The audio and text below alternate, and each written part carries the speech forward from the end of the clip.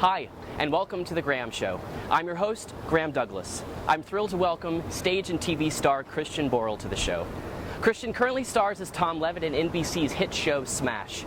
He recently won the Best Featured Actor Tony Award for his brilliant and hilarious turn as Black Stache in Broadway's Tony Award-winning play, Peter and the Starcatcher.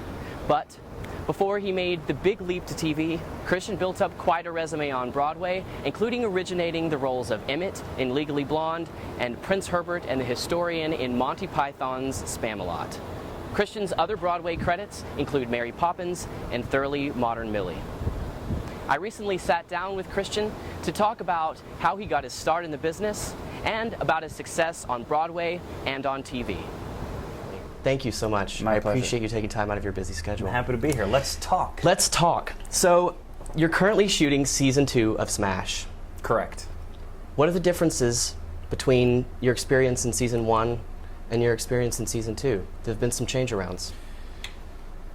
There have been changes. The most obvious changes have been the cast shift. We lost some lovely, lovely people, and I miss them terribly, but we have a whole new group of actors who are fantastic. And who all has joined we this have season? Jeremy Jordan. Right, of Newsies fame. Of Newsies fame. I saw his last performance last week. He Oh, was you did? amazing. I waited until that last momentous night because I like seeing the look on people's faces when they, it's a lovely moment. It's an emotional. He's had such acclaim over this last year. It was exciting. He's a sweet guy. Andy Mantis, who was in Carrie. Right. And we have Krista Rodriguez. Yes. And some very special guest stars like Jennifer Hudson and Sean Hayes and more. We were just talking about a table read that you were having with Sean Hayes, and you Yes. you were recounting your experience and his genius of. Well, he is. He doesn't need me to call him a genius. He is incredibly successful, and everybody knows how good he is. But to watch him 2 seats down, kind of read a script cold, that's when you really see what someone's made of. And he just was able to spin lines without any kind of. There was no manipulation to it. It's just who he is inherently smart and funny. It was nice to watch. Where are you guys in the shooting schedule right now for season 2? How far are you? We're just finishing episode 5 out of 18. 18. I think it's going to be 18. Okay. Don't hold me to that. I won't. Just briefly, can you tell us a little bit about your character for the viewers that are maybe coming to Smash, second season for the first time? Sure. They don't have maybe a background as to. Well, that's what Hulu's the for. Hulu. We're promoting Hulu. Sorry, YouTube. Well, I play Tom Levitt, who Yes. is a successful composer, part of a writing team called Houston Levitt. And my writing partner is played by Deborah Messing. She plays Julia Houston, and she writes the book and lyrics. And we have a very successful show running on Broadway called Heaven on Earth. And we've been working together for about 10 years, and it's really fun to play.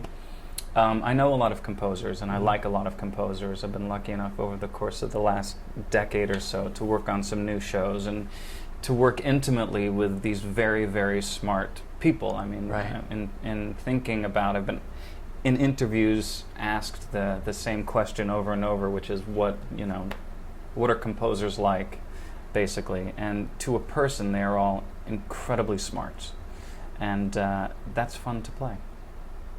And your relationship with Deborah Messing, was that an instant bond? How long did you guys spend together before you? It was luckily an instant bond. Yeah. When I went in for the. Did you read with her? I did. When you were initially. I only auditioned twice. The second one was like the official test. Okay. And she was there for that, and we hit it off literally immediately. And she was incredibly gracious and generous, and we just happened to, luckily for me, because she was going to do it whether I did or not, we clicked, and it's a great, great working relationship. I have the utmost respect for her, and I just like her. She seems like a lovely She's woman. amazing, and she's such a pro. She's so good at this. It's an adjustment working in television. It's very different from theater. How so? It's for you. It's just mechanically it's different, and the specific things you have to think about technically in terms of the different shots and how to tell the story. You know, the stage is big, and you do have to sell it to the back of the house, and you have to have the stamina over the course of 2.5 hours to do the work that you got to do. Right. But with TV, it really, that cliche about waiting around is true, and then you have to be ready when everyone else is ready. And I learned by watching her how big and brave you can be, because I think every actor is worried that when you work for television, everything has to come down like this, and you don't act at all, and you just have to be very still. And there is some truth to that, but she is able to make big, bold, brave choices. What is it in your theater training that you've really pulled from and stood on, used as a foundation to help you? Discipline. Yeah. I think, primarily, Mm-hmm. just kind of being prepared, coming in and knowing everything cold. Do you guys have much rehearsal time? I mean, I would imagine you do some with the musical numbers. Yes, I did yesterday. I had a big, long rehearsal for a musical number that's coming up in How episode exciting. 5, and that was fun. And of course, that just felt like doing a theater rehearsal. But you're only working on one number over the course of weeks. So there's a lot of detail work that you get to do. But rehearsals for individual scenes basically happen the day of, and there's no planning, and everybody gets together on whatever the set's going to be.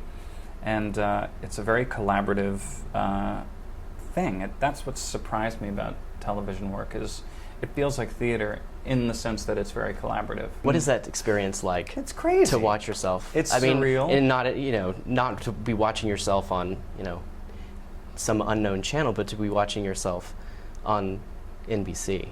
It's surreal, man. It's exciting. It's humbling, because I think everyone has an image of themselves, Mm-hmm. which when you look at yourself in the mirror, it's always straight on. Right. And all of a sudden seeing yourself in 360 degrees, it's humbling. But you get used to it, and also I could literally see over the course of several episodes when I started to feel comfortable. Mm-hmm. I don't think within the first 5 episodes of season 1 I was comfortable. Was there a particular instant or turn of events that led you to really find that confidence in front of the camera?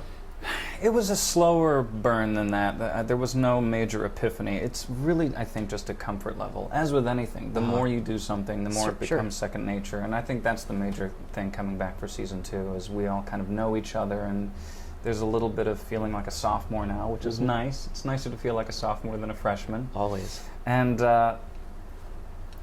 it's, I think everyone's very proud of the work that we're doing. And season 2 is also very, very theater-centric. These new characters that those new people are playing all live and breathe in the theater. Do you feel like the producers learned something from season 1 that they're trying to now kind of invigorate season 2 with?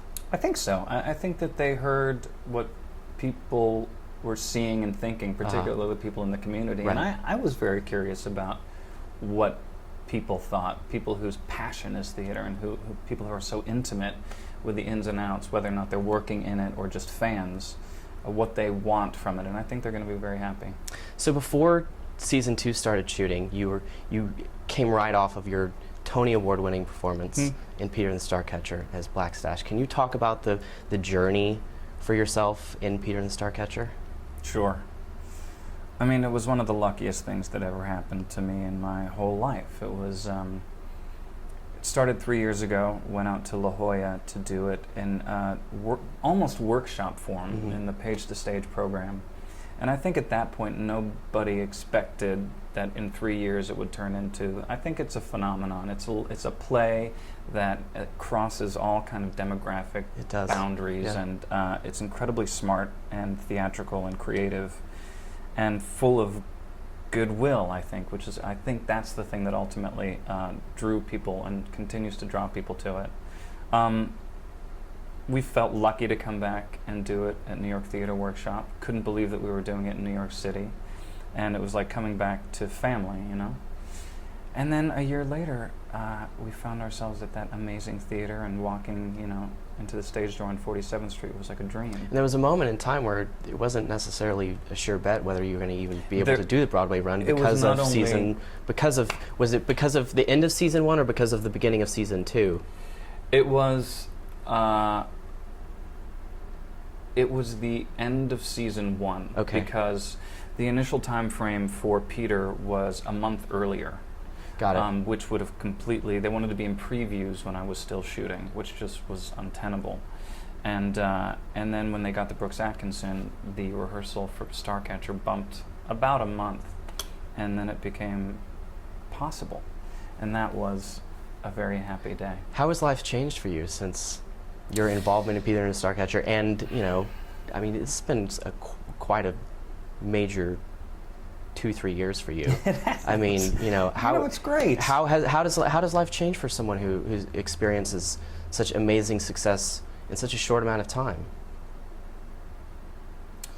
Or does it not? Well, you know what's funny is it all happened in a short amount of time over the course of 2 decades. Mm-hmm. You know, I moved here in 1995, and so it's been like a slow build towards a moment that all of a sudden explodes, Mm-hmm. which is what this last year has felt like. And of course, that feels amazing, and I'm enormously gratified, and I feel very lucky and happy. And but I love acting, and I love this community. So of course, it's gratifying to have that little tip of the hat and Yeah. acknowledgement. It's been great. We'll be right back with Christian Borle. Stay tuned.